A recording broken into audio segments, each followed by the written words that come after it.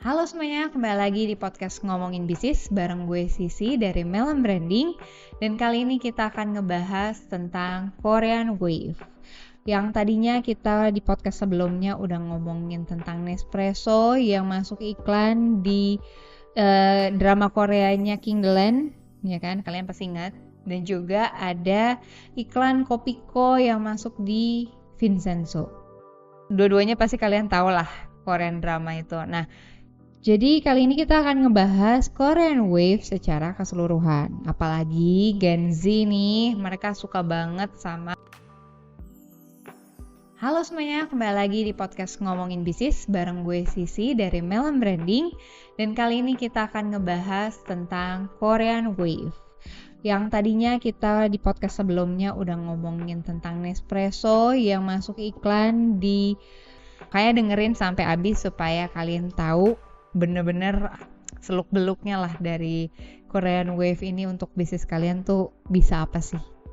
Nah, yang pertama itu ada dimana pertama kali grup musik BTS bikin heboh di acara Piala Dunia 2022 dan jadi pusat perhatian juga. Dan gak cuman itu, mulai gede lagi di McDonald dengan ngeluarin BTS meal-nya. Yang inget gak sih pas kita lagi zamannya COVID ya kan, pas munculnya BTS meal ini, ngantrinya ya ampun. Dan bahkan sampai gue inget banget ada satu gerai McD yang sampai harus ditutup gara-gara melanggar peraturan COVID karena membuat kerumunan. Nah itu saking heboh dan gedenya hype dari si Korean Wave khususnya di BTS meal-nya itu. Dan selain dari McDonald dengan BTS meal-nya, kita juga lihat ada BTS dengan sebagai brand ambassador dari Tokopedia, brand Indonesia, ya kan? Dan juga ada Lemonilo dengan NCT Dream dan Scarlett Whitening dengan Twice. Jadi benar-benar K-popers ini ya nggak main-main, tapi juga fansnya lebih gila lagi dan juga keren banget di dunia bisnis dan marketingnya karena ternyata bisa semenggemparkan itu. Nah, selanjutnya kita juga ngomongin tentang dimana ada podcast yang judulnya itu The Influence of K-pop Fandom in Brand Marketing. Itu si Tomo Kada dari Direktur Perencanaan Strategis Hakuhodo Inc. Mereka menceritakan gimana caranya komunitas K-pop itu punya fandom yang berperan besar banget di dunia pemasaran. Tapi kalau kalian notice ya, itu tuh mereka baru gede itu tuh di K-pop atau kayak Korean Wave di generasi kelima. Sedangkan sebenarnya kayak K-pop atau Korean drama itu kan sebenarnya udah lama ya. Gak cuman baru belakangan ini. Tapi sekarang udah di generasi kelima dimana udah hype banget. Dan tapi di generasi satu sebenarnya juga udah ada. Misalnya kayak Seotaiji and Boys, terus HOT gitu ya dan lain-lain. Gue belum ngikutin juga di waktu itu. Jadi gue berdasarkan research aja nih ternyata generasi pertamanya tuh kayak gitu, tapi ya namanya belum hype banget. Tapi di belakangan ini bahkan gue yang gak terlalu ngikutin Korea aja gue tahu nama-nama bandnya gitu. Jadi segitu gencarnya K-popper marketing ini dan juga gak cuman K-poppernya tapi kayak dramanya juga semua jadi tahu juga pemerannya siapa aja. Jadi menurut gue wow, keren banget. Fashion bukan cuma soal gaya, tapi juga kepercayaan diri. Dengan koleksi terbaru Rodeo, kamu bisa tampil kece dan beda setiap harinya. Lagi cari tas kece buat nambahin gaya kamu? Laris jawabannya. Dan story-nya itu si Korean Wave-nya ini dimulai saat mereka tuh merambah dunia internasional. Dulunya sebelum masuk ke dunia internasional, mereka hanya kolaborasi antar brand di Korea. Misalnya itu ada EXO dengan Natural Republic. Terus juga ada EXO dengan menjadi brand ambassador dari Some by Me, itu juga skincare Korea. Jadi memang dulunya itu mereka kebanyakan kolaborasi Korea dengan Korea. Jadi ya di situ-situ aja, walaupun hype juga, tapi nggak masuk ke merambah ke internasional gitu. Nah, tapi setelah dia kolaborasi antara Korea ke Korea, mereka start lah dengan kolaborasi agensi K-pop ini dengan Jepang dan Cina. Jadi selain dari Korea dengan Korea, tapi juga Korea kolaborasi dengan Jepang, Korea kolaborasi dengan Cina.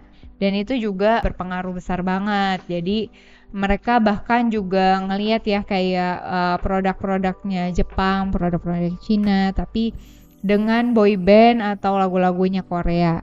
Nah, tapi ini juga nggak berhenti di situ. Korea ternyata pengen melebarkan sayapnya lagi ya ke dunia internasional, nggak cuman megang Jepang dan Cina, tapi juga bahkan sampai ke negara kita Indonesia. Dan ini nggak akan berhasil sepopuler itu atau seheboh itu kalau saat itu belum ada sosial media. Jadi di sini udah gue catat beberapa faktor-faktor pendukung kenapa sih si K-pop ini atau si Korean Wave ini bisa makin gede lagi. Karena yang pertama itu ada media sosial. Yang kedua ada fandom K-pop. Yang ketiga dengan produksi yang tinggi gitu ya, mulai dari video musik, penampilan, dan juga konten-konten K-pop yang tentunya kualitasnya semakin tinggi. Dan juga produk K-pop yang kita sebut sebagai merchandise. Nah, ini mereka saling berkolaborasi gitu ya dengan exposure di media sosial, dengan fandom yang loyal, dengan produksi yang semakin bagus, semakin berkualitas, dan juga jual-jualan produk merchandise. Mereka tersupport dengan baik dan bisa sampai ke dunia internasional. Nah, kolaborasi apa aja sih yang sukses nih dengan yang tadi gue udah sebutin itu kan udah ada McD dengan BTS Meal. Terus juga ada juga ARMY gitu ya dengan fandom BTS dalam industri makanan. Ini bener-bener sampai ngebuat kita tuh terheran-heran sampai sebegitunya. Orang tuh sampai rela untuk ngejual tempat makan bekasnya dia untuk dijual kembali gitu ya. Padahal ibaratnya kotak McD bekas gitu. Tapi karena ada embel-embel BTS-nya orang mau beli loh dengan harga yang mahal. Dan nggak cuman itu, juga ada juga yang sampai harus barter collection ya kan, segala macem demi mendapatkan koleksi K-pop-nya ini yang terbaru atau yang memang sesuai dengan koleksi mereka gitu. Dan itu ternyata kuat banget fandom-fandomnya mereka, dan mereka akan belain apapun itu yang harus mereka keluarkan gitu ya. Nah, tapi selain dari fandom mereka yang memang udah loyal, sebenarnya apa sih yang mendukung lagi?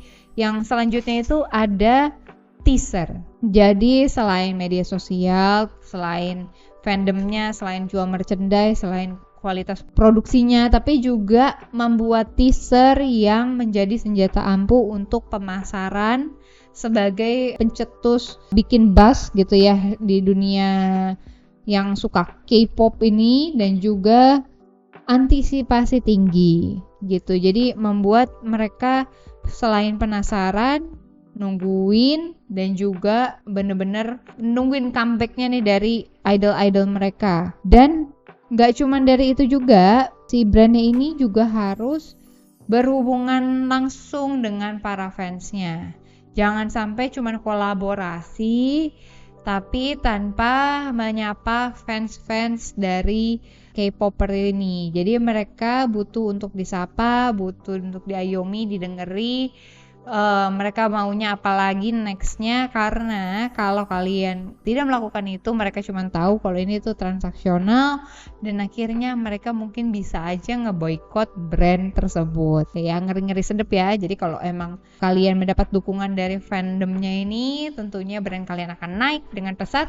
Tapi kalau misalnya brand kalian itu justru malah gak kooperatif dengan fandomnya mereka gitu ya, bisa-bisa kalian kena boykot dan langsung terpuruk. Nah, karena Korean Wave ini mereka tuh paham betul kalau fandomnya ini sangat bernilai gitu ya, dan dengan fanatismenya mereka, para penggemarnya, justru itu yang membuat K-popers ini makin bernilai. Mereka paham kalau mereka tidak punya fans, mungkin mereka bukan jadi siapa-siapa. Dan untuk itu pentingnya untuk berinteraksi, membangun engagement antara si bintang idolnya ini dengan si fandomnya ini, dan juga brandnya harus saling mendorong dan terus berinovasi untuk memenuhi kebutuhan konsumen yang tadi kita bilang suka banget dengan Korean Wave ini. Dan kalau kalian perhatikan ya, gak cuman para fandomnya doang yang menikmati konten-konten atau kolaborasi dari brand dengan Korean Idol ini, tapi juga mereka yang gak suka dengan atau gak ngikutin Korea-Korea itu juga tetap beli karena mereka pengen gak ketinggalan hype-nya gitu ya. Mereka FOMO, mereka juga pengen ngikutan loh, jadi kayak penasaran aja apa sih bedanya gitu ya BTS meal dengan kids meal biasanya misalnya gitu. Jadi bener-bener kita harus membangun kolaborasi yang tepat, memilih idol dan juga kolaboratif type yang benar, dan juga tentunya harus terus berinovasi di dunia marketing. Karena ini baru hanya salah satu bentuknya aja, Korean Wave. Masih banyak lagi bentuk-bentuk kolaborasi dan juga pemasaran yang lain, gak hanya dari Korean Wave, tapi masih banyak lagi di luar sana yang akan kita bahas di next podcastnya. Jadi buat kalian yang memang pengen dengerin untuk podcast selanjutnya dan pengen kasih masukan temanya apa aja, silahkan kirim ke DM Instagram kita di @melonbranding. Dan juga buat kalian kalau yang pengen dengerin kayak YouTube kita, banyak yang bagus-bagus dan lucu-lucu juga, bisa langsung ke Melon Branding Agency di YouTube. Dan kalau misalkan kalian pengen tahu jasa kita apa aja dari segi branding, marketing, dan juga bisnis, kalian bisa langsung ke website kita di melonbranding.com. Kalau gitu, see you sampai di podcast selanjutnya.